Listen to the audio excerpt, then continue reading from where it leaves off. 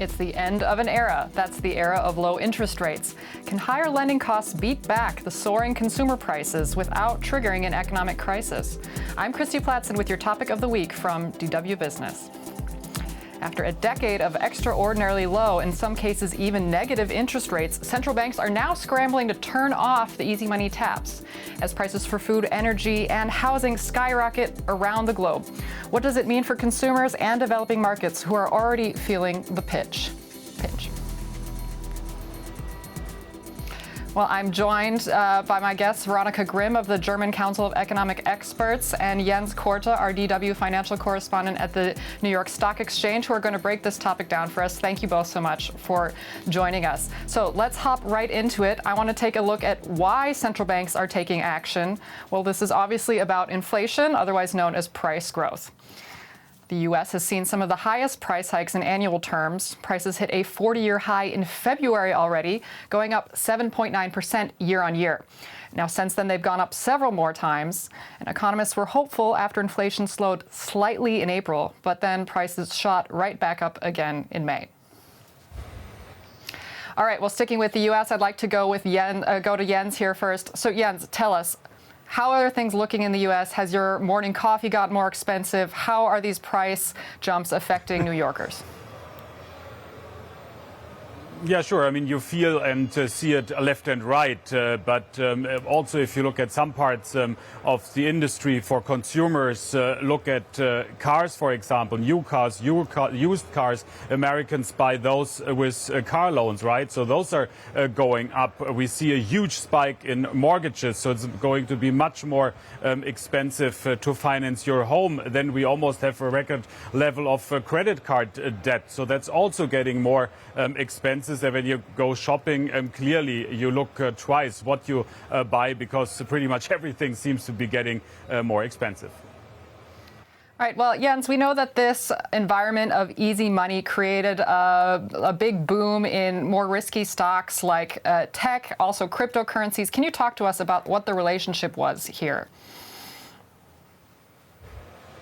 Yeah, definitely. I mean, we had a huge amount of liquidity. Money was cheap, basically in the past about 15 years. Actually, Mohammed El-Arian, he is the chief economic advisor at Allianz. He put it in a nice way. He also pointed to this excess liquidity that is now getting taken away. And we sort of bought a lot of silly stuff in the past couple of years. That doesn't mean that investments into technology stocks are silly, but maybe the valuations were. And so now we're seeing this regime change, and also look at what was happening to cryptocurrencies. A huge drop in the past couple of weeks and months. The same is true to technology stocks. So that doesn't mean that those stocks won't be around anymore. That doesn't mean that crypto isn't around anymore. But we definitely see some bigger correction, and some of the bad apples probably will be gone in a couple of months.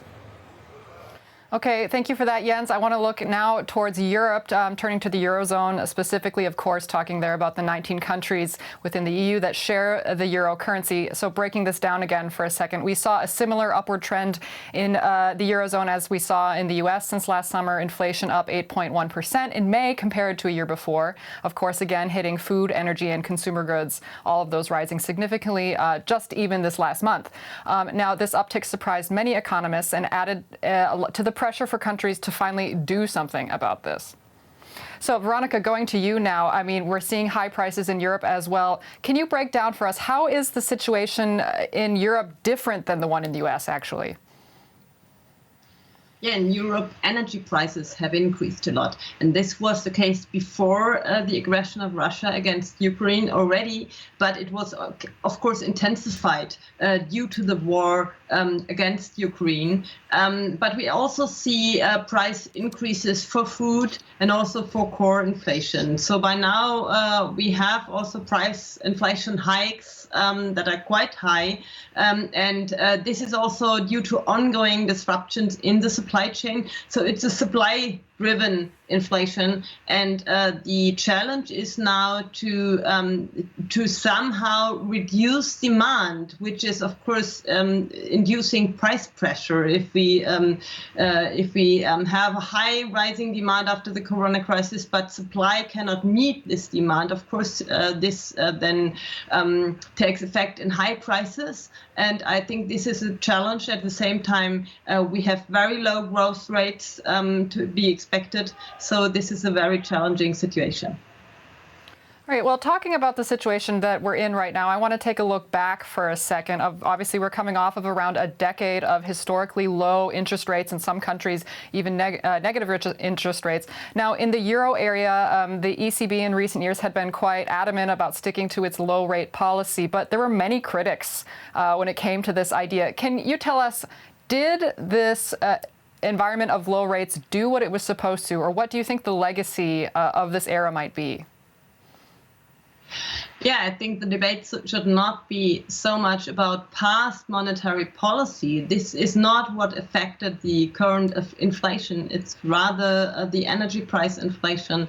It's the supply restrictions that we just have due to the supply chain disruptions.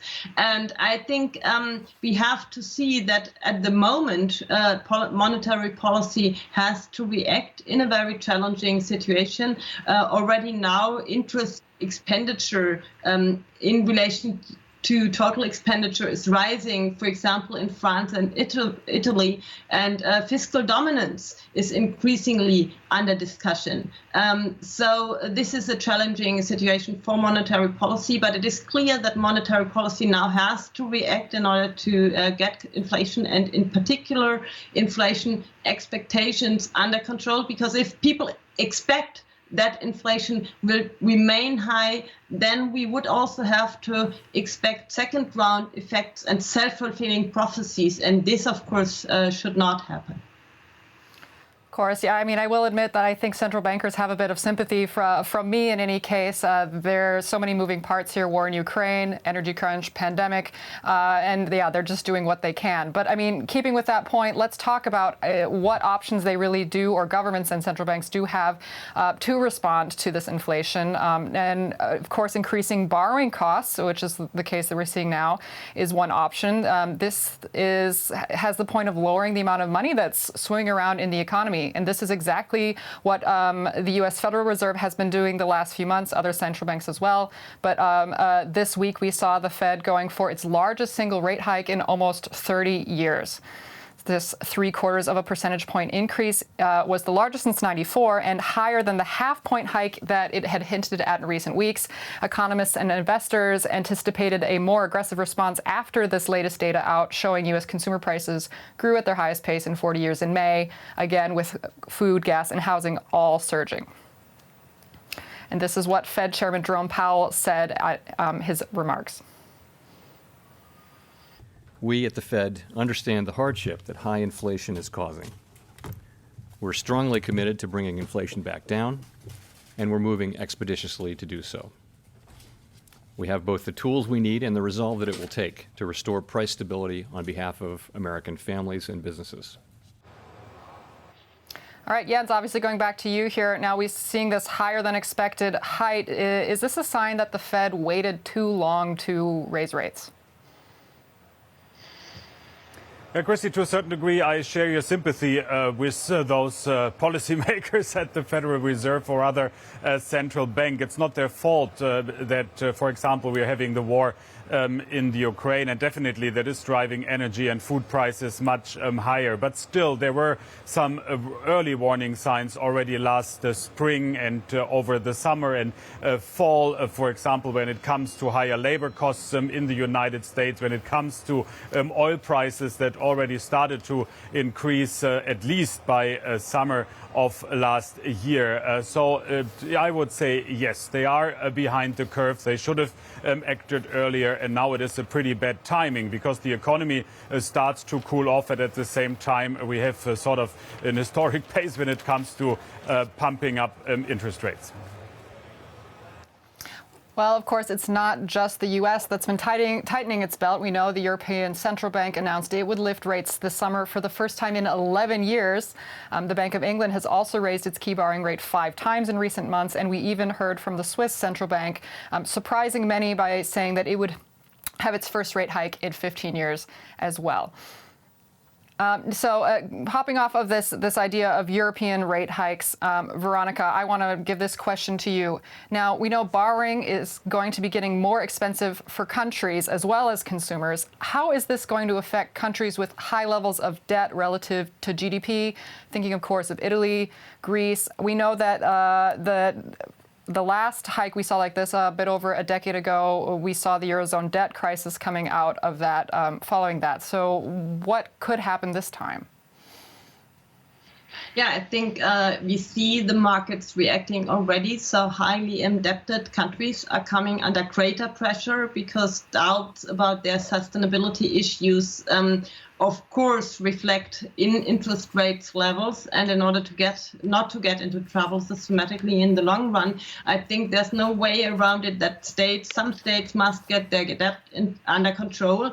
Now, in the medium term, until around 2025, there's still some time for bringing forward structural reforms and for spending quickly the new generation EU funds, which have been issued in the corona crisis in order to promote growth.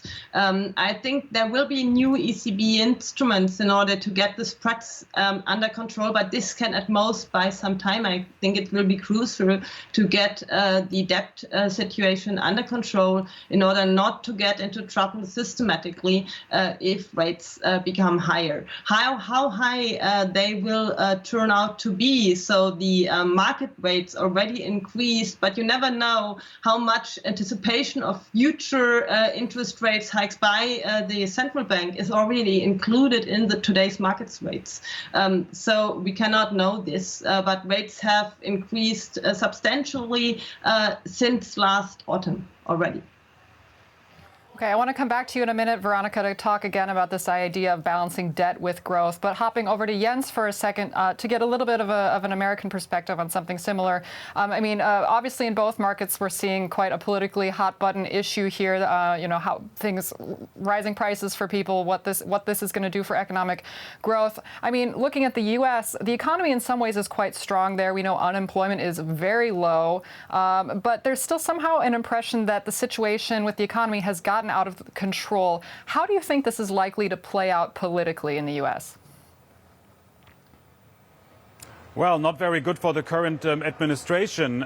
We might be facing a recession, maybe not, but we already do see signs that some parts of the economy start to be cooling. We hear from some corporations, for example, that they're not hiring people anymore. We even hear about some layoffs. So parts start to move here in the United States. And if you look at the approval rating of Joe Biden, it dropped pretty much like a rock. And we have those important midterm elections in early November, and I guess it will be very hard in this environment to keep the majority for the Democrats. The number one topic here in the United States for Americans, it's not the war in the Ukraine, it's not the pandemic, it is inflation and rising prices, and people blame this on the current administration, at least partly.